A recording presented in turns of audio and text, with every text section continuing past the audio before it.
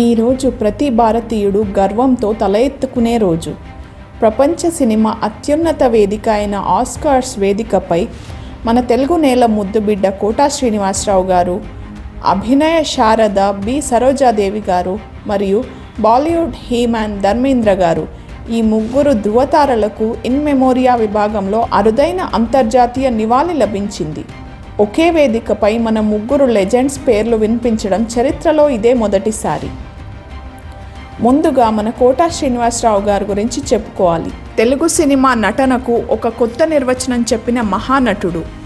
ఆహనా పెళ్ళంటలో పిసినారిగా మనల్ని కామెడీతో కడుపుబ్బా నవ్వించాలన్నా, గాయం సినిమాలో విలనిజంతో వణికించాలన్నా, ఆడవారి మాటలకు అర్థాలే వేరులే సినిమాలో తండ్రి పాత్రలో అందరినీ ఏడిపించాలన్నా అది కేవలం కోటా గారికే సాధ్యం.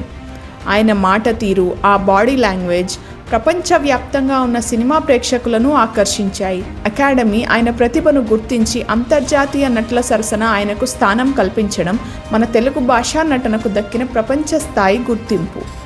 ఇక బి సరోజాదేవి గారు కన్నడ, తెలుగు, తమిళ భాషల్లో కొన్ని దశాబ్దాల పాటు వెలిగిన ధృవతార ఆమె. ఎన్టీఆర్, ఎంజీఆర్, శివాజీ గణేశన్ వంటి మహానటుల సరసన నటించి తన అందం మరియు అభినయంతో కోట్లాది మంది అభిమానులను సంపాదించుకున్నారు. ముఖ్యంగా తెలుగులో ఎన్టీఆర్ సరసన ఆమె చేసిన సినిమాలు అజరామరం.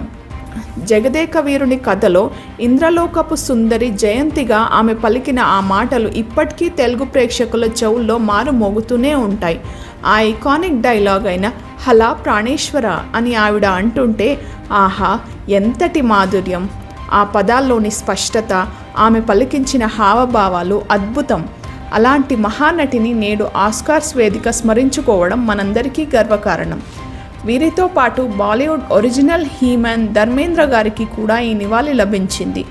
షోలేలో వీరుగా ఆయన చేసిన సందడి భారతీయ సినిమా చరిత్రలో ఎప్పటికీ చెరిగిపోని ముద్ర. యాక్షన్, రొమాన్స్, కామెడీ ఇలా ప్రతి దాంట్లోనూ తనదైన శైలిని ప్రదర్శించిన ధర్మేంద్ర గారు ప్రపంచవ్యాప్తంగా లక్షలాది మందికి స్ఫూర్తిగా నిలిచారు. భారతీయ సినిమా స్వర్ణయుగానికి చిహ్నాలుగా నిలిచిన ఈ ముగ్గురిని ఆస్కార్స్ గౌరవించుకోవడం ఒక చారిత్రాత్మక ఘట్టం.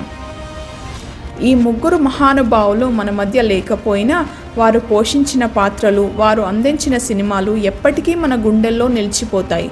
తెలుగు, దక్షిణాది మరియు భారతీయ సినిమా ప్రపంచవ్యాప్తంగా ఎంతటి ప్రభావం చూపుతుందో చెప్పడానికి ఈ ఆస్కార్ నివాళి ఒక నిదర్శనం. ఇలాంటి లెజెండ్స్ ఉన్నంత వరకు భారతీయ సినిమా ఎప్పటికీ చిరస్థాయిగా నిలుస్తుంది. ఈ ముగ్గురిలో మీ ఫేవరెట్ నటులు ఎవరు? వారి సినిమాలో మీకు ఏది బాగా ఇష్టం? కింద కామెంట్స్లో మాతో పంచుకోండి. ఇలాంటి మరిన్ని ఇంట్రెస్టింగ్ అప్డేట్స్ కోసం మా ఛానల్ను సబ్స్క్రైబ్ చేసుకోండి. మీకు మా కంటెంట్ నచ్చినట్లయితే లైక్ చేయండి, షేర్ చేయండి. అలాగే మా రాబోయే వీడియోలను మిస్ కాకుండా ఉండేందుకు ఇప్పుడే మా ఛానల్కు సబ్స్క్రైబ్ చేయండి.